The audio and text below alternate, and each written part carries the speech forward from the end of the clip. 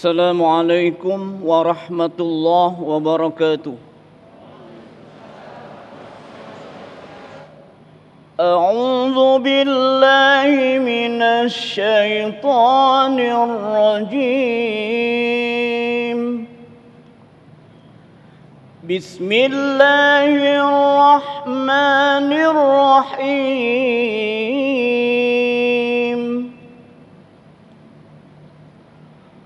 ولا تطع كل حلاف مهين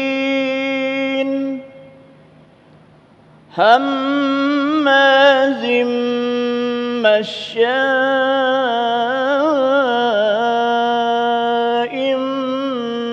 بنميم مناع للخير معتد أثيم عتل بعد ذلك زنيم أن كان ذا مال وبنين صدق الله العظيم.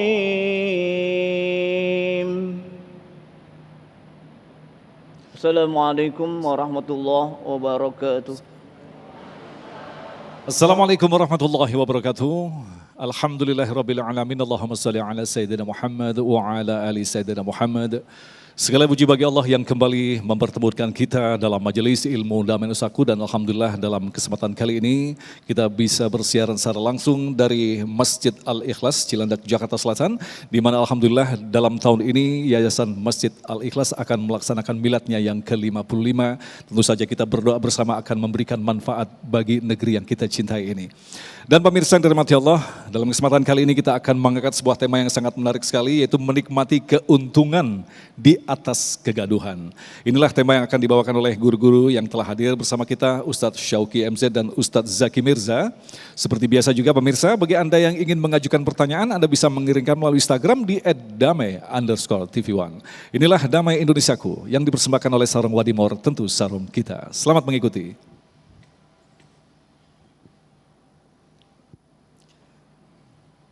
Assalamualaikum warahmatullahi wabarakatuh.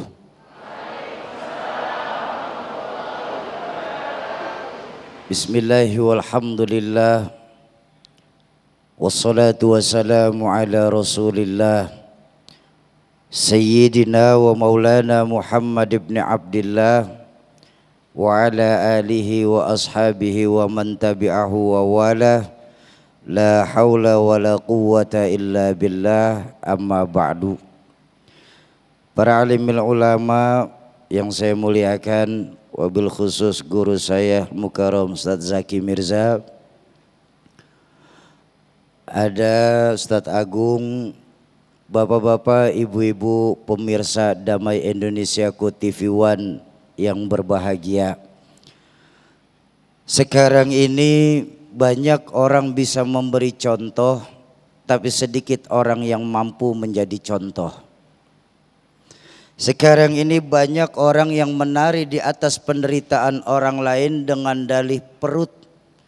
Karena banyak dari kita ini masih berpikir bahwa kehidupan itu cuma dari mulut ke perut saja.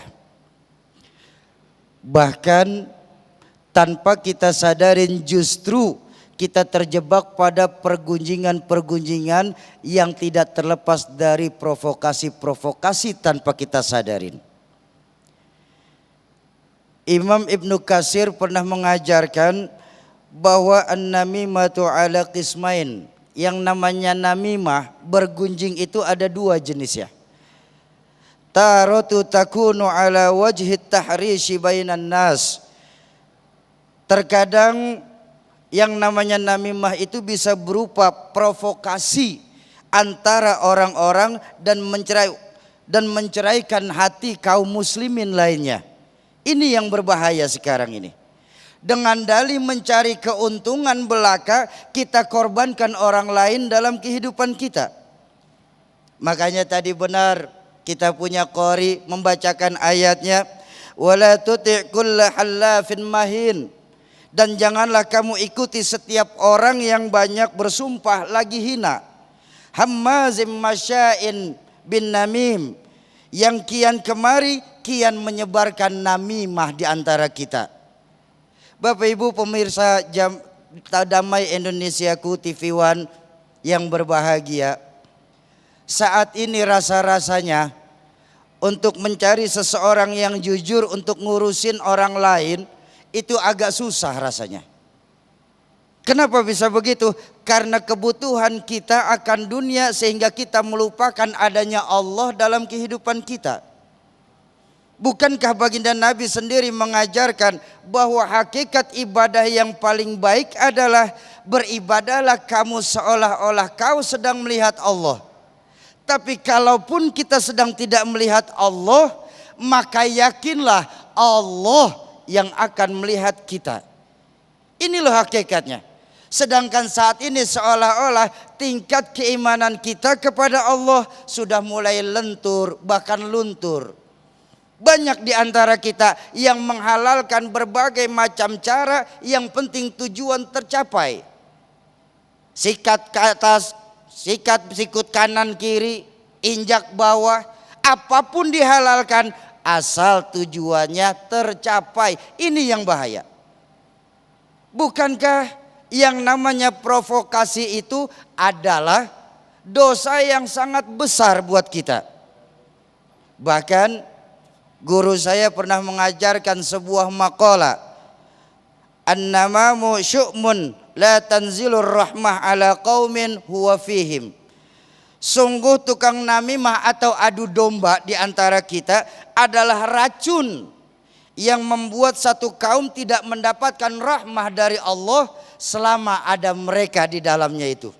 Allahu Akbar. Kita lihatlah saat ini, kita berbagai macam masalah dirundung di negara tercinta kita ini.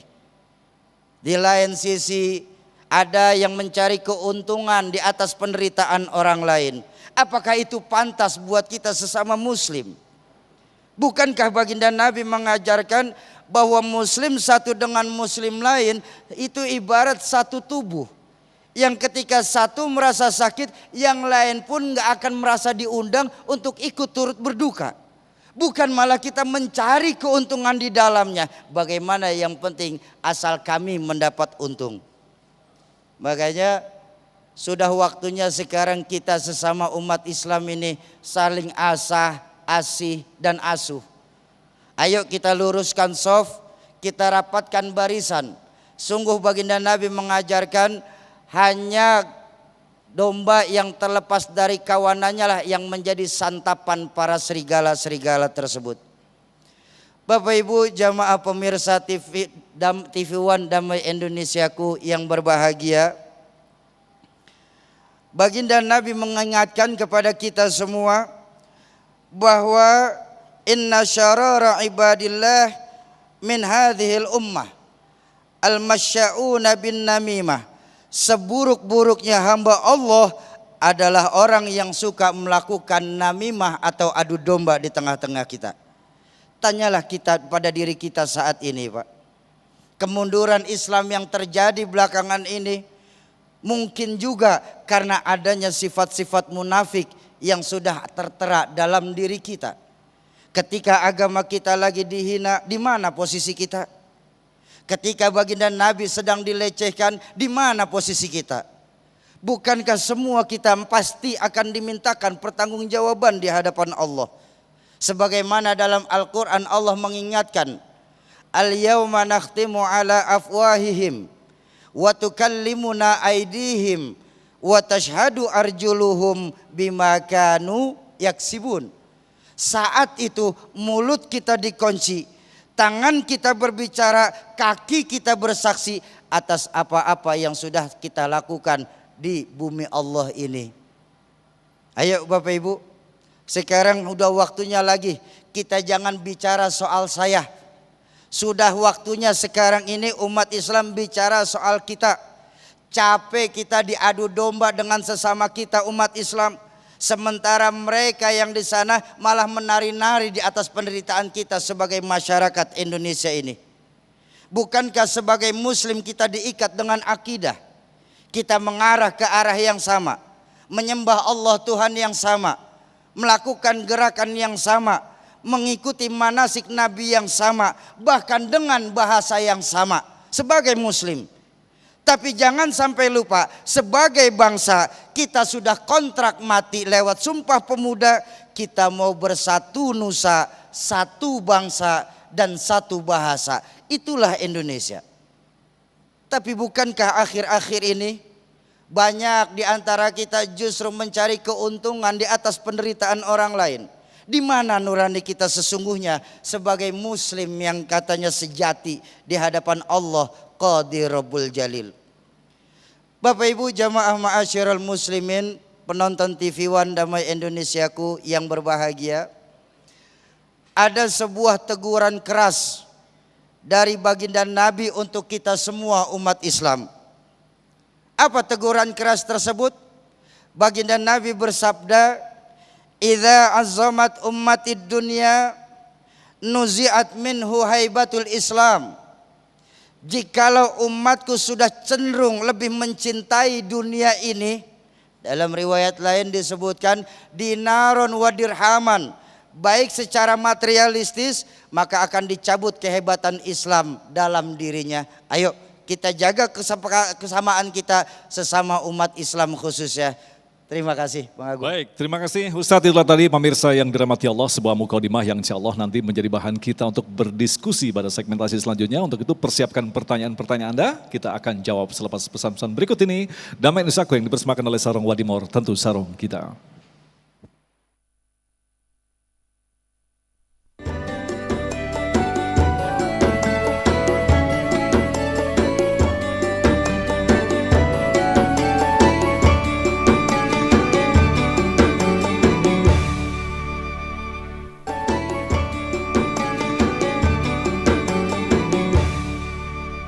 Terima kasih pemirsa, masih bersama kami dan Nusaku yang mengangkat tema tentang mengambil keuntungan di atas kegaduhan. Alhamdulillah dari Ustadz Syauqi telah memberikan paparan kepada kita betapa balasan bagi orang yang suka mengadu domba sangat berat sekali. Memang benar, kita kadang-kadang setelah selesai menjadi manusia, kita memanajemen diri kita sendiri, ternyata masih ada bisikan makhluk yang lain yang disebut dengan setan. Dan mereka pun bahagia ketika manusia luluk lantak dengan kegaduhan. Nah ini insya Allah pertanyaan-pertanyaan ini akan semakin memberikan pemahaman kepada kita agar kita berhati-hati di mana saat ini kita hidup di tengah-tengah fitnah yang sangat berat. Orang yang selamat adalah orang yang selalu berada di jalan petunjuk Allah Subhanahu wa taala. Pertanyaan pertama yang akan disampaikan oleh Bapak Purwanto akan dijawab oleh Ustadz Syauqi. Silakan. Maskernya diturunkan biar jelas suaranya. Assalamualaikum warahmatullahi wabarakatuh, Pak Ustadz. Perkenalkan saya Purwanto dari Sekretariat Yayasan Masjid Al-Ikhlas. Ingin bertanya dari yang sudah disampaikan oleh Ustadz tadi, tentu kami semua sebagai manusia ingin juga berperan untuk mengambil peran menjadi yang mencerahkan gitu ya. Kita sebagai penyeru ya Ustadz ya. Nah ini ada tantangan undang-undang ITE gitu ya Ustadz ya. Nah ini seperti apa? Kita menyikapi buzzer yang ada. Yang kedua, ada hikmah apa di balik doa Rasulullah yang tidak dikabulkan berkaitan dengan persatuan umat ini Ustadz. Terima kasih. Assalamualaikum warahmatullahi wabarakatuh. Waalaikumsalam warahmatullahi wabarakatuh. Silakan Ustadz Syauqi. Bismillahirrahmanirrahim. Buat Bapak Purwanto, sebenarnya doa baginda Nabi yang tidak dikabulkan oleh Allah itu soal persatuan umat. Di mana selaras dalam hadis beliau bahwa sungguh umat Islam nanti akan terpecah menjadi 72 bagian. Dari 72 bagian itu hanya satu yang benar. Dialah yang mengikuti jalan-jalanku, kata baginda Nabi. Tapi sungguh dalam riwayat lain baginda Nabi menegaskan bahwa perbedaan di antara umatku itu adalah rahmah. Nah, Rahmah di sini saya diajarkan oleh guru saya Bang Agung bahwa perbedaan itu membawa rahmah selama tidak untuk berpecah belah. Maka di sini yang diperlukan saat ini adalah kedewasaan dalam berpikir. Makanya tadi saya bilang sudah waktunya jangan bicara soal saya, tapi sudah waktunya bicara soal kita. Kenapa? Ketika bicara soal kita, maka insya Allah nggak akan ada bisa orang memprovokasi diri kita sendiri. Itu yang pertama. Yang kedua, bagaimana caranya supaya kita tidak terkena dan tetap bisa amar ma'ruf nahi munkar. Baik. Soal seperti ini kayaknya perlu diakal-akalin sedikit Bang. Diakalinya bagaimana? Selama tidak meninggalkan konteks pada meninggalkan kebenaran, silahkan saja. Kita di sini sudah diatur hidup dalam undang-undang, yang namanya hidup pasti ada undang-undang. Nah, sekarang bagaimana caranya kita tetap untuk bisa menyuarakan kebenaran itu? Makanya yang paling baik yang diajarkan oleh orang tua saya, Rahmatul Abror Kiai Zainuddin MZ, beliau mengajarkan pertama, jangan pernah tinggalkan ulama-ulama yang ada. Lalu yang kedua, jangan pernah tinggalkan majelis-majelis ilmu. Sekarang ini Pak Purwanto, maaf, banyak dari kita dengan dalih ilmu teknologi, belajar agama justru ngambilnya dari internet. Apa jelek? Saya nggak bilang jelek. Ilmu agama selama kita punya sanad keguruan yang bisa dipertanggungjawabkan, internet mempercepat. Tapi ketika kita nggak punya guru, apapun yang ditulis dalam internet, maka insya Allah kita akan termakan mentah-mentah. Iya kalau benar, kalau salah timbulnya jadi fitnah. Hati-hati. Ini memang sudah akhir zaman sekarang ini, di mana fitnah merajalela. Benar tadi kata Ustadz Agung bahwa saat ini zaman di mana fitnah merajalela. Zaman ini adalah zaman entertain. Dulu kata orang tua saya yakin Bapak Ibu masih ingat, bahwa saat ini orang gampang sekali bikin bungkusan. Bahkan bahasa yang paling serius beliau dalam bercandanya, beliau berkata, sekarang bedanya kiai sama dukun saja tipis. Apalagi pejabat sama rakyat, kalau menjelang pemilu tipis bedanya. Nah, maka sekarang ini yang diperlukan adalah kedewasaan kita dalam mengambil keputusan ini. Setiap kita dapat input-input yang kurang mengenakan, alangkah baiknya kita tanyakan dulu kepada guru-guru kita. Begitu Pak Purwanto. Nah Ustadz Sauki, kalau kita perhatikan, kita kaitkan dengan tema kita mengambil keuntungan di atas kegaduhan. Ini semua negara, ya kan, permasalahan ini juga dialami oleh semua negara di seluruh dunia ini. Ada sebagian orang yang memang sengaja mengambil keuntungan di atas kegaduhan. Berarti ada orang yang diuntungkan dan dirugikan. Di lain sisi orang yang dirugikan mencoba untuk memberikan nasihat seperti tadi. Tetapi orang yang membuat kegaduhan tidak merasa perlu dinasehati. Barangkali ini yang terjadi di negeri ini. Lantas bagaimana kita bisa mengurai benang kusut ini? Kita harus memulai dari mana? Begini Pak Agung. Memang kalau untuk diurai secara langsung nggak akan pernah bisa. Karena ini benang kusut adanya di kaki ayam. Bagaimana bisa benang kusut di kaki ayam mau diurai? Makanya yang terbaik adalah sekarang ini kita harus menyiapkan diri kita 3 hal. Apa? Kuping kebo, muka tembok, kulit badak. Tanpa 3 itu rasanya kita akan selalu merasa dirugikan sekali. Karena memang sangat terasa bahwa akhir-akhir ini jangankan soal ilmu pengetahuan, bahkan gosip pun sangat terasa cepat sekali beredar di tengah-tengah masyarakat. Jadi sekali lagi konteks yang paling baik adalah untuk kita merupakan pendewasaan dan mendekatkan diri kepada Allah Subhanahu wa taala. Gitu. Baik, terima kasih Ustadz Sauki. Selanjutnya kami persilakan kepada Ibu Novita Sari yang akan dijawab oleh Ustadz Zaki. Assalamualaikum warahmatullahi wabarakatuh. Perkenalkan, saya Novi, guru SMP Islam Al-Ikhlas. Izin bertanya Pak Ustadz. Tadi yang disampaikan oleh Pak Ustadz Sauki MZ bahwa kita harus membela agama kita ketika dilecehkan atau diadu domba. Nah, pertanyaan saya, sebenarnya apa sih bentuk pembelaan kita sesuai dengan syariat Islam? Karena nanti akan dipertanggungjawabkan di akhirat. Itu, terima kasih. Baik. Wassalamualaikum warahmatullahi wabarakatuh. Pertanyaan luar biasa, bentuk membelanya seperti apa? Ustaz Zaki. Baik, bismillahirrahmanirrahim. Terima kasih untuk pertanyaannya. Beragama artinya ada 3 pokok yang menjadi landasan dalam kita hidup. Apalagi sebagai seorang muslim. Yang pertama adalah akidah, keyakinan. Asyhadu alla ilaha illallah wa asyhadu anna Muhammadar Rasulullah. Itulah kenapa dalam surah Al-Fatihah di salah satu ayatnya kita baca iyyaka na'budu wa iyyaka nasta'in. Yang disembah cuma satu, tempat minta pertolongan cuma satu. Yang kedua ada yang namanya syariah, ibadah. Tapi yang sering kita lupa yang ketiga, ada yang namanya akhlakul karimah. Agama harus dibela, tapi tetap harus mengedepankan akhlak, etika, dan adab. Makanya banyak orang bijak yang mengatakan laisal jamal bi athwabin tuzayyinuna. Jadi kerennya kita, bagusnya kita itu bukan pada pakaian yang menghiasi.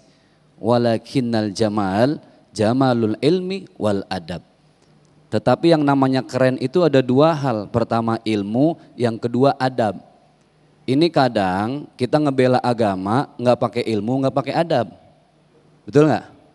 Ada orang yang beradab kagak berilmu. Ada orang yang berilmu kagak beradab. Nah, kalau kata ayahanda beliau, saya kutip lagi nih guru. Pilih mana ibu, orang pinter kagak bener, apa bener kagak pinter? Nah lu keder lo bu. Nah kan masih mending orang bener kagak pinter, masih jujur. Kalaupun dia ngebela agama dengan akhlak, dengan tata krama, dengan etika.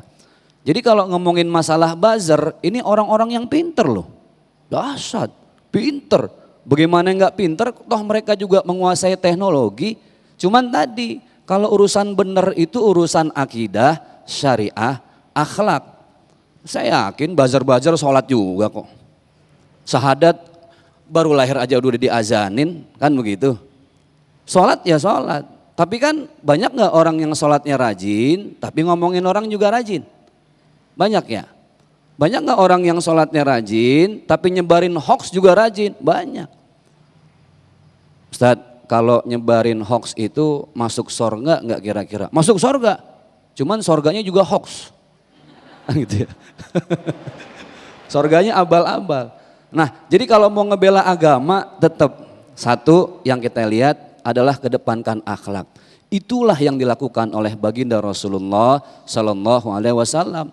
Menyebarkan agama Islam, mensiarkan dakwah dengan akhlak. Ketika Fathu Makkah, bagaimana Rasulullah datang dengan 10.000 pasukan dari kota Madinah.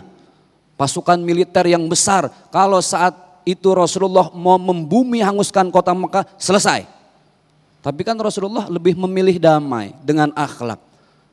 Bahkan Abu Sofyan, orang yang sangat benci. Kalau kata anak sekarang minal nyinyirin wal julitin wal kepoin. Itu kerjaannya Abu Sofyan dulu dengan Nabi Muhammad. Selalu nyinyir, memaki, menghina. Tapi ketika datang Rasulullah, apa kata Rasulullah? Wahai warga kota Mekah, kalian yang berlindung di 2 tempat. Masuk ke rumah Abi Sofyan atau masuk ke Masjidil Haram, maka kalian akan menjadi orang yang aman. Dilindungi, dijaga wibawanya Abi Sofyan. Itu baru membela agama dengan akhlak. Ini jangan ngaku bela agama, tadi seolah-olah tidak beragama. Agama ini kan bahasa Sangsakerta. A tidak, gama, rusak. Kalau kita kembali ke bahasa Indonesia. Dari bahasanya saja sudah jelas bahwa orang yang beragama itu tidak akan merusak. Merusak tatanan sosial, merusak masyarakat, merusak diri sendiri, merusak iman dan ihsan dia di mata Allah Subhanahu wa taala. Jadi wahai para buzzer, gitu kan ya.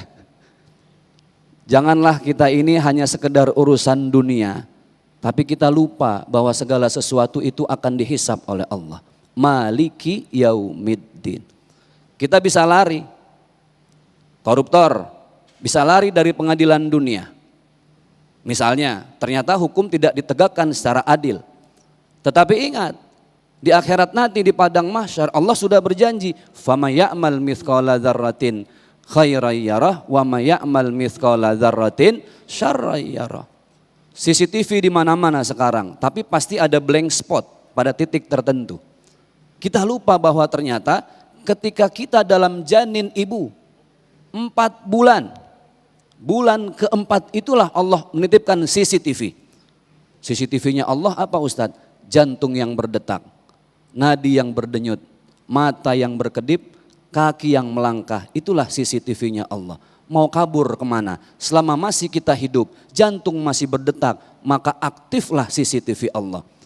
Buzzer bisa lari dari hukum dunia, tapi Allah sudah menunggu di akhirat. Gitu Bang. Waduh, ngeri banget. The last statement is excellent. Jadi pada intinya satu hal yang perlu kita garis bawahi, apa yang kita lakukan di dunia ini semua nanti akan dipertanggungjawabkan. Betul. Ini yang paling penting Ustadz. Baik, insya Allah kita akan lanjutkan lagi untuk menjawab pertanyaan-pertanyaan selanjutnya selepas pesan-pesan berikut ini. Tetaplah bersama kami Damai Indonesiaku.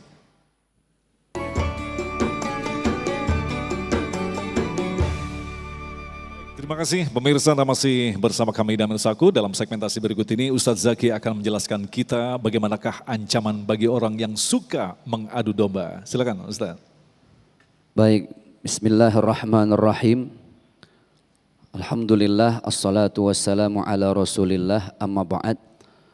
Pemirsa Damai Indonesiaku TV One dari Sabang sampai Merauke, dimanapun Anda berada. Ayahanda, ibunda, kakak adik yang mudah-mudahan Allah muliakan hidup kita dunia akhirat.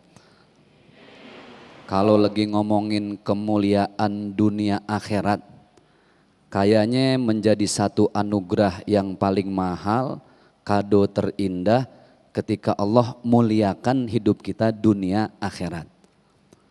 Tapi ternyata di antara sekian banyak syarat dan ketentuan yang berlaku, nah ini. Ternyata syarat dan ketentuan itu banyak ya.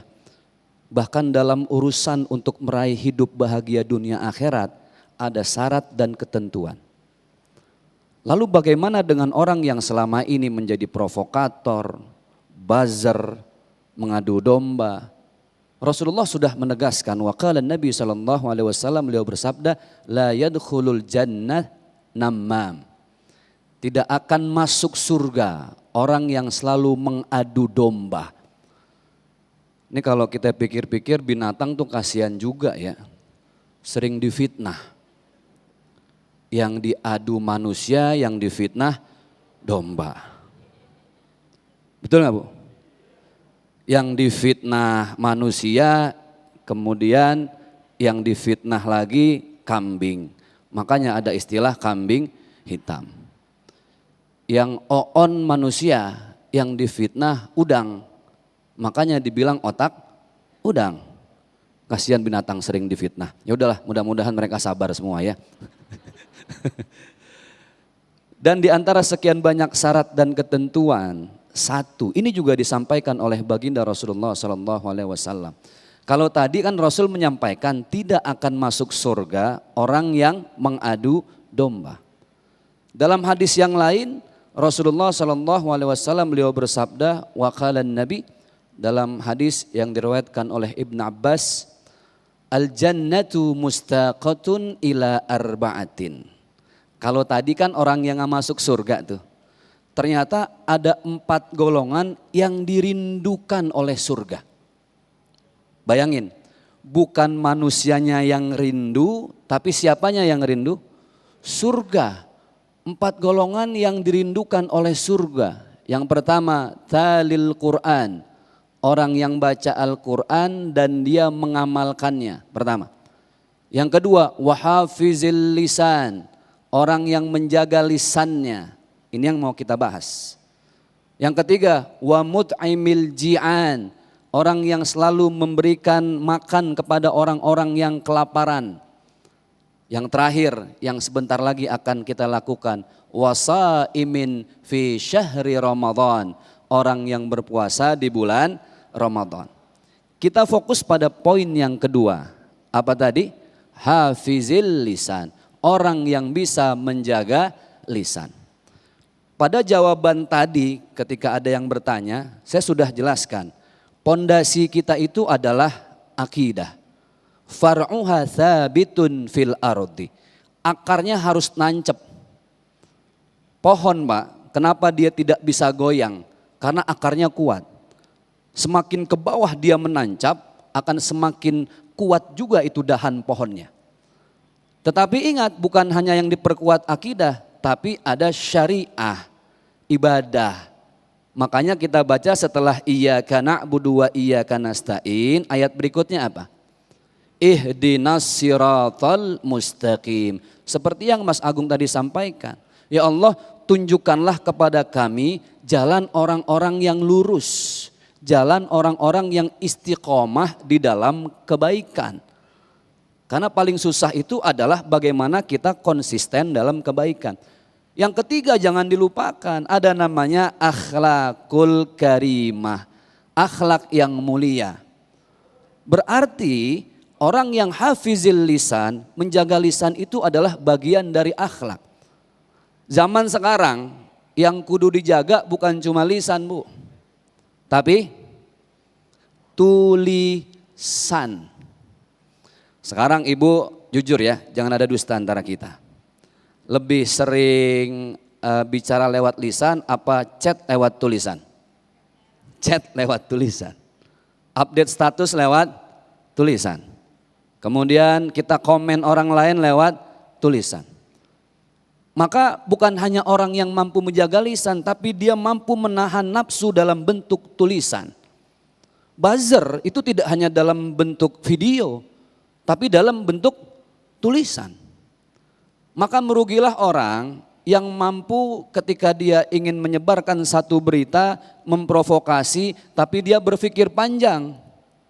Jangan-jangan saya sholat selama ini pahalanya semua jadi hilang. Jangan-jangan saya sedekah selama ini sama sekali tidak dapat apa-apa, nol. Umroh tiap bulan, haji tiap tahun, peduli tetangga tiap hari Jumat, Jumat berkah. Tapi itu semua bisa hilang cuma gara-gara akhlakul karimahnya tidak ada. Makanya baginda Rasulullah menegaskan bahwa ternyata ada yang bisa menghilangkan semua pahala-pahala kebaikan kita. Apa? Al-ghibah wal fitnah tuzilul amalas saleh. Ghibah dan fitnah itu bisa menghilangkan amal saleh. Hati-hati. Bagaimana caranya Ibu kalau lagi ngomongin orang, lagi ghibah, lagi fitnah, ya, lagi namimah, ngadu domba, langsung rem, injek rem, pakem. Apa remnya? Astaghfirullahal. Tutup mulut. Astaghfirullahalazim. Jangan istighfarnya kenceng tapi koma enggak titik. Habis istighfar astaghfirullahalazim. Tuh ngomong-ngomong si Mpok Maimunah yang sebelah kayaknya lakinya ngepet tuh ya. Jadi fitnah, jadi provokator lagi. Ingat, yang namanya buzzer, provokator itu bukan hanya dalam urusan konteks negara Bu. Dalam bertetangga hati-hati loh. Berapa banyak satu tetangga dengan tetangga yang lain sampai enggak tegor-tegoran. Cuma gara-gara dengar berita sepihak. Iya enggak?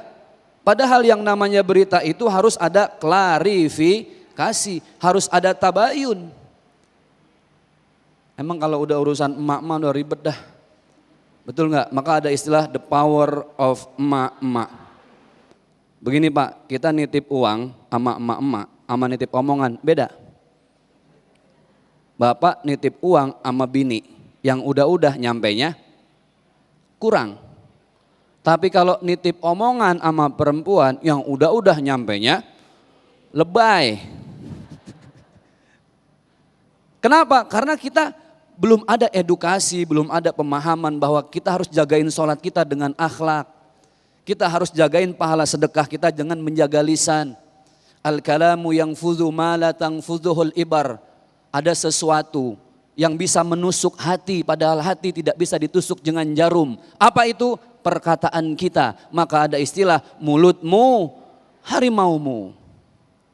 Sekarang bukan hanya mulutmu, tapi tangan dan tulisanmu itu harimaumu. Harimaunya bukan cuma ada di dunia. Harimau ini kan diidentikan karena sesuatu yang membuat hidup jadi sengsara, betul nggak? Orang yang sering mengadu domba, nggak usah ngomongin akhirat, di dunia aja udah sengsara. Orang baik bu, baik sama sedekah, peduli, tetangga, memuliakan, tamu dihormati. Orang yang begini meninggal dunia kayak masih ada orangnya, betul nggak? Ya Allah, nggak nyangka ya si fulan orang baik meninggal, sedih. Padahal udah 3 tahun lewat tapi omongan kebaikannya nggak selesai. Tapi yakinlah orang jahat, orang buruk yang tiap hari dia hiasi hidupnya hanya dengan keburukan-keburukan, kejahatan-kejahatan, provokasi, fitnah, gibah. Yang begini jangankan mati beneran, hidup disumpahin mati sama orang. Betul nggak Pak? Orang kan kalau ada orang baik meninggal kita bilangnya apa? Inna lillahi wa inna ilaihi. Ada orang bikin gedek banget. Tiap hari udah gak ada baiknya. Meninggal orang gak bilang innalillahi, alhamdulillah. Itulah fungsi jaga lisan. Jadi ada kaitan yang sangat erat, ada konstelasi yang sangat kuat. Antara akidah kita, syariah kita dengan akhlakul karimah. Maka tadi kembali ke rumus awal. Rabbana atina fid dunya hasanah wa fil akhirati hasanah. Bahagia dunia akhirat itu harus sempurna 3 aspek yang ada dalam setiap orang muslim. Bapak Ibu yang berbahagia, pemirsa Damai Indonesiaku TV One, maka mudah-mudahan hikmah yang kami sampaikan adalah mari kita perkuat akidah kita perbaiki ibadah kita, dan kita tebarkan kebaikan kita kemana-mana, termasuk diantaranya kita rem lisan kita, tidak ada provokasi di antara kita, tapi justru bagaimana menebar kebaikan untuk bahagia kita dunia akhirat. Amin ya Rabbal Alamin. Amin ya Rabbal Alamin. Baik, terima kasih Ustadz, dan kita akan segera menjawab pertanyaan-pertanyaan selanjutnya setelah pesan-pesan berikut ini. Damai Indonesiaku.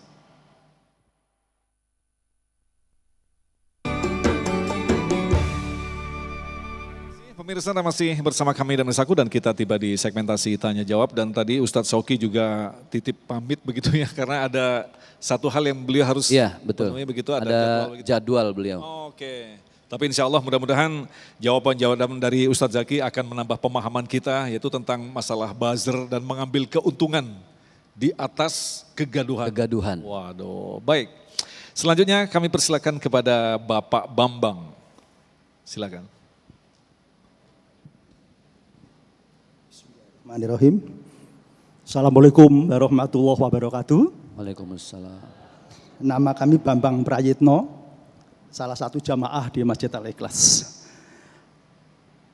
Dengan uraian yang kedua dari Ustadz Zaki, beberapa hal pertanyaan kami terjawab sebetulnya. Tapi masih ada satu yang ingin kami. Gitu, Pak. Belum nanya udah kejawab ya. Jadi jawabannya sudah dikemukakan. Jadi kami akan ada masih satu dalam hal menghadapi mereka, Bapak Ustadz. Ya. Kan mereka itu juga seiman, sesama Muslim dengan kita. Entoh masih berani melakukan adu domba. Yang sebetulnya dalam Al-Quran, dalam ayat sudah jelas sekali sanksi-sanksinya. Iya. Tapi mereka rasanya juga masih banyak yang bisa lolos dari tangan hukum. Kita sebagai orang beriman dikatakan bahwa kalau dalam rangka beramar ma'ruf nahi mungkar, kita kalau bisa melawan dengan tangan, dengan tenaga. Ya. Kalau tidak mampu, tidak bisa dengan lisan. Itu pun kalau tidak bisa dengan doa. Tapi itu selemah-lemahnya iman.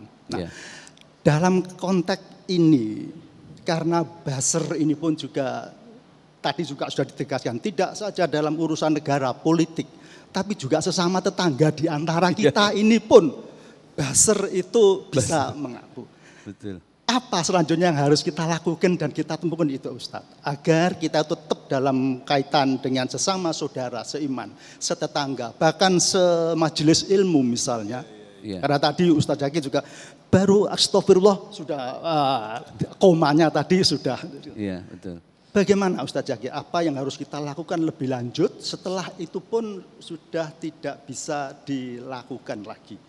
Baik. Mudah-mudahan kita bisa mendapat pencerahan yang lebih real. Terima kasih. Assalamualaikum warahmatullahi Assalamualaikum wabarakatuh. warahmatullahi wabarakatuh. Pertanyaan bagus banget nih. Jadi buzzer itu ada levelnya ya, level RT, RW, kecamatan begitu ya. Bahkan majelis tadi. Ketahuan kalau buzzer tingkat RT biasanya emak-emak itu udah. Baik, bismillah. Jadi gini Pak, belajar agama itu tidak hanya pada bagian kulitnya saja. Karena kita tidak akan pernah merasakan manisnya buah mangga kalau yang kita makan kulitnya. Buang kulitnya, belah buahnya, nikmati manisnya. Beragama itu sangat manis ketika kita bisa merasakan bahwa betapa kita ini bukan siapa-siapa, lemah. Makanya banyak ulama yang berdoa, Allahumma antal qawi wa nahnu du'afa. Ya Allah, hanya Engkau zat yang maha kuat. Kami para du'afa, hambamu yang serba lemah. Antal ghani, Engkau maha kaya. Wa nahnu fuqara, kami hamba yang serba fakir. Rasa inilah yang harusnya ada di setiap buah ketika kita belajar agama.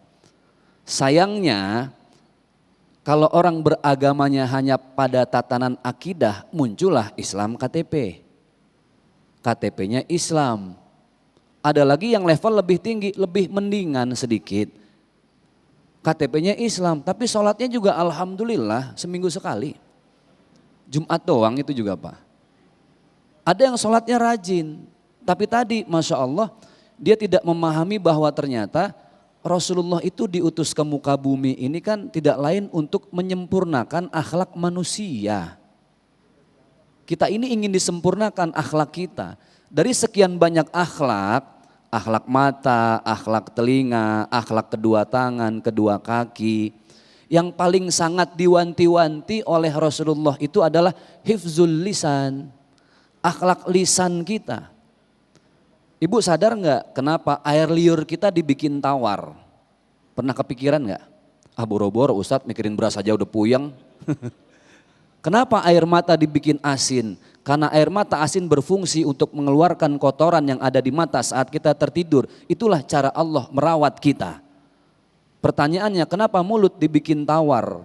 Mulut tawar ketika cabai masuk terasa pedasnya. Gula masuk terasa manisnya. Jamu masuk terasa pahitnya. Mulut tawar. Maka yang masuk bisa berupa apapun, yang keluar pun bisa berupa apapun. Ada yang pahit, ada yang pedas, ada yang manis. Sekarang ibu baru pulang habis pengajian, dipanggil sama suami. Ayang Mbeb, I love you forever and ever. Itu yang keluar kata-kata manis apa pahit? Manis. Tapi ketika memberikan nasihat dari mulut kita yang tawar ini, maka itu sesuatu yang sebetulnya kulil haqqa walau kana murran, pahit tapi harus disampaikan. Maka Allah mengajarkan caranya, ada tahapan-tahapannya. Ud'u ila sabili rabbika. Kalau engkau ingin memanggil orang lain untuk kembali kepada jalan Allah, caranya bil hikmah wal mau'izatil hasanah, dengan penuh hikmah, mau'izatil hasanah, dengan cinta dan kasih sayang, Bapak. Jadi kalau kita ketemu sama yang buzzer, kemudian kita 11-12 dengan dia, apa bedanya kita? Mari kita tunjukkan bahwa kita ini orang berakhlak. Makanya Rasulullah itu mengatakan orang yang paling mulia di mata Allah yang pertama silman qata'aka. Orang yang mampu menyambung silaturahim yang terputus. Yang kedua wa'timan haramak. Berikanlah sesuatu kepada orang yang selama ini pelit kepadamu. Ibu baik sama tetangga yang baik, biasa. Mau luar biasa, gampang. Ibu baik sama orang pelit. Nah pulang dari sini beli martabak 3 dus. Cari tetangga yang paling pelit, bawa ke rumahnya. Surga jaminannya. Kemudian yang ketiga apa? Rasulullah janjikan. Wa'fu amman zolamak. Maafkanlah orang yang menzolimimu. Maksud saya secara konkret dalam kita berinteraksi di dunia internet, dunia sosial media. Buzzer mau memberikan hoax apapun, yang kita kedepankan adalah akhlak. Dan jadikan tulisan-tulisan kita sebagai metode dakwah, mengedukasi masyarakat. Orang boleh menyebarkan hoax apapun, tetapi prinsipnya satu, akhlak mulia harus dikedepankan. Karena Masya Allah, 90% lebih survei membuktikan oleh para ahli sejarah. Orang-orang yang hidup bersamaan di kota Madinah Al-Munawwarah dengan Rasulullah, ada orang Majusi, ada orang Nasrani, ada orang Yahudi, tidak satu agama, tapi hidup di bawah payung yang satu, piagam Madinah. Mereka rata-rata masuk dalam agama Islam 80% lebih bukan karena dipaksa oleh Rasulullah, tapi karena melihat kemuliaan akhlak Rasulullah ketika menghadapi kaum-kaum jahiliyah yang penuh dengan buzzer, hinaan, cacian, makian, tapi Rasulullah hadapi dengan apa? Dengan akhlak. Bayangkan ada orang yang 3 hari berturut-turut meludahi Rasulullah, ketika sakit mulutnya bengkak, apa Rasul benci? Apa Rasul maki? Tidak. Tapi Rasul suapi mulutnya dengan kurma dan roti yang paling mahal. Menetes air matanya. Tidak ada yang keluar dari lisannya kecuali kalimat asyhadu alla ilaha illallah wa asyhadu annaka Muhammad Rasulullah. Lihat, orang yang tidak beriman bisa beriman dengan akhlak. Maka hadapi buzzer dengan akhlak supaya mereka terpanggil hatinya. Kita berusaha biar Allah yang memberikan hidayah. Mudah-mudahan bermanfaat. Masya Allah, luar biasa sekali jawaban dari beliau. Dan kita akan lanjut lagi, kita masih menyimpan satu pertanyaan lagi selepas pesan-pesan berikut ini. Damai Indonesiaku.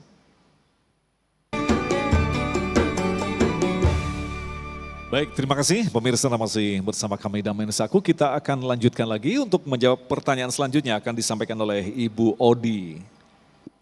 Siapa ada, silakan. Bismillahirrahmanirrahim. Assalamualaikum warahmatullahi wabarakatuh. Waalaikumsalam warahmatullahi wabarakatuh. Mohon izin bertanya Pak Kiai.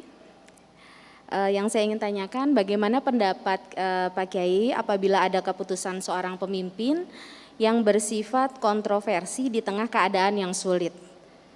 Kemudian sementara keputusan kontroversial ini dijadikan sebagai kewajiban dalam melakukan berbagai aktivitas. Contohnya misalnya vaksin. Ada beberapa yang tidak menyetujui tentang pemberian vaksin. Dan kabarnya ada beberapa pihak juga yang mengambil keuntungan dari pemberian vaksin ini. Jadi mau menanyakan bagaimana kira-kira pendapat Kiai mengenai hal ini. Terima kasih. Wassalamualaikum warahmatullahi wabarakatuh. Assalamualaikum warahmatullahi wabarakatuh. Langsung, Ma. Silakan. Bismillahirrahmanirrahim. Dalam urusan ketaatan kita, Allah sudah menjelaskan ada 3 ketaatan yang ada dalam hidup kita. Yang pertama, atiullaha, taatlah kepada Allah. Di situ ada kalimat ati'u, berarti betul-betul harus kalian taat. Atiullaha. Lihat kalimat yang kedua, wa ati'ur rasul, juga dengan kalimat ati'u. Jadi ada 2 kalimat ati'u yang artinya taat. Taatlah kepada Allah dan taatlah kepada Rasul. Karena ada kalimat ati'u maka itu harus. Tapi lihat pada yang ketiga, wa ulil amri minkum. Tidak ada kalimat ati'u, artinya ketaatan kepada Allah, kepada Rasul tidak sama dengan ketaatan kita kepada pemerintah. Karena ketaatan pada pemerintah itu regulasi, peraturan yang ketika memang itu memberikan manfaat sesuai dengan track agama, maka sebagai seorang mukmin kita harus taat itu. Karena 3 ketaatan tadi bagian dari kesempurnaan kita sebagai seorang mukmin. Tetapi ketika ada hal-hal yang kita pandang ini tidak sesuai dengan ajaran agama, maka tidak harus kita mentaati perintah itu. Nah, urusan vaksin kita harus melihat bahwa ada nilai kemaslahatan di situ. Ini terlepas dari pro dan kontra, Ibu ya. Kita tidak bahas itu. Contoh, ada orang naik motor, nggak pakai helm. Pas di lampu merah ditilang sama polisi. SIM ada Pak, aman. KTP ada Pak, ada. STNK ada. Kenapa kamu nggak pakai helm? Ya saya nggak tahu ada Bapak. Kalau saya tahu saya pakai helm. Berarti taatnya itu hanya karena aturan pemerintah. Padahal sebenarnya pakai helm itu kepentingannya untuk siapa saya tanya? Untuk diri sendiri.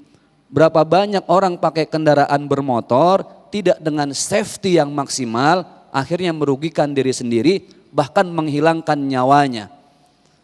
Urusan vaksin adalah sesuatu yang ketika seseorang yakin bahwa itu adalah bisa menjaga kita dari virus, meningkatkan imun, maka laksanakan itu. Karena bagian dari regulasi pemerintah yang harus kita taati. Lalu bagaimana Ustadz dengan orang-orang yang tidak percaya itu? Kan tadi kalimatnya beda antara mentaati perintah Allah Rasul dengan mentaati perintah regulasi. Yang pasti ada sanksinya. Makanya viral kemarin, ada orang yang tidak divaksin bener umroh. Ternyata di Saudi kedeteksi lewat darah. Oh ternyata darahnya belum ada vaksin, ketahuan disuruh pulang. Itu resiko. Kalau mau maslahat, ikuti aturan yang ada selama itu baik. Kalau tidak mau ikut, tanggung resiko sendiri. Nah, kan enak kalau berpikir begitu Ibu ya. Terlepas dari pro dan kontra. Artinya sama, ada orang berwasiat, mau meninggal. Semua wasiat itu ada dua hal. Wasiat yang meninggalkan benda atau harta, ada wasiat yang sifatnya hanya perintah. Contoh lagi, nanti kalau saya meninggal, tanah yang di belakang tolong jadiin pesantren ya, saya mau wakafin. Itu tanahnya berbentuk apa enggak? Maka ahli waris harus meneruskan amanah itu. Tapi kalau bentuknya sekedar perintah, kalau nanti saya meninggal tolong saya dikuburin di tempat saya lahir. Meninggalnya di Jakarta, lahirnya di Afrika. Makan waktu apa enggak? Wasiat itu boleh tidak dijalankan. Kalau aturan pemerintah itu punya maslahat, jalankan. Tapi pasti ada sanksi. Terima sanksi karena bagaimanapun sanksi itu bagian dari duniawi saja. Nah kalau kita perhatikan artinya ketika orang mengambil sikap tidak taat kepada regulasi, ini kan memiliki konsekuensi yang sangat luar biasa dalam kehidupannya. Iya. Kalau kita mengambil sisi, ya udahlah kita diam karena ini adalah semacam siasah lah. Kita sebaiknya diam daripada kita ngomong salah begitu ya. Iya, betul. Tahu sendiri dong, kita Betul. ngomong begini dicap ini Iya, lah. Lantas benar. bagaimana kita menghadapi kondisi seperti ini Ustaz? Jangankan yang seperti itu. Ini saya jawab begini juga keder-keder Iya, muter direkam aja ini. gimana biar aman gitu kan. Gitu Bu. Karena ini hal yang sensitif gitu loh. Tapi tadi saya ngobrol Mas Agung, kebenaran ya tadi watawasobil haq watawasobis sabar. Damai Indonesiaku ini hadir di tengah dilematik Indonesia, konflik yang ada, buzzer yang semakin berkembang di mana-mana. Kita ingin menyampaikan watawasobil haq, kebenaran. Kalau sudah kebenaran tentu baliknya kepada Al-Quran dan hadis, juga rujukan ke beberapa ulama. Jadi tidak ada kepentingan kita urusan politik apapun warnanya, tapi yang pasti selama regulasi pemerintah itu ada manfaatnya silahkan. Ibu tidak mau pasti ada sanksi dan resiko. Itu aja, hidup ini kan pilihan gitu ya. Jadi bagaimana kita memilih tergantung kedewasaan kita dan yang kedua tergantung cara berpikir kita. Tapi framingnya adalah tetap kedepankan husnuzon, baik sangka. Kita lihat tetangga, udah gedek banget sama tetangga. Itu tetangga Pak, jangan kata dia berbuat benar-benar salah. Benernya aja pasti kita cari kesalahan. Bener gak kira-kira? Nah, terjemahkan itu masing-masing, silahkan. Ya mudah-mudahan dalam hal vaksin ini kita lebih bijak menghadapi regulasi pemerintah. Baik, terima kasih Ustaz Zaki atas Ya. ilmunya di hari ini. Mudah-mudahan akan menambah pemahaman kita agar kita berhati-hati hidup di era akhir zaman di mana Allah memberikan ujian-ujian yang sangat berat. Di antaranya hadirnya buzzer-buzzer yang kadang-kadang kita sulit untuk membedakan kebenaran dan tentu saja kesalahan. Dan sekali lagi orang yang paling selamat adalah orang yang berada di dalam petunjuk Allah Subhanahu wa taala. Tetaplah bersama kami, Damai Indonesiaku.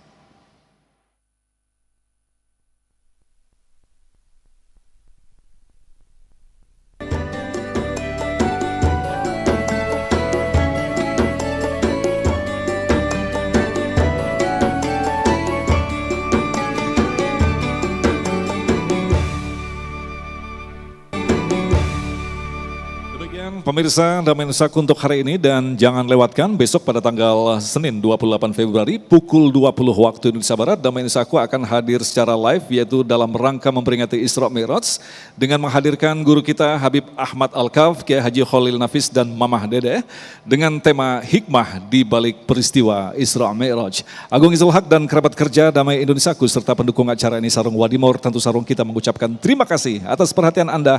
Assalamualaikum warahmatullahi wabarakatuh. Astaghfirullahalazim wa atubu ilaihi min jami'il ma'asi wal dhunub. Ya Rabbana lakal hamdu mil'us samawati wa mil'ul ardi wa mil'u ma syi'ta min syai'in ba'd. Rabbana ma khalaqta hadha batila subhanaka fakina azaban nar. Allahumma antal qawi wa nahnu du'afa, antal ghani wa nahnu al-fuqara.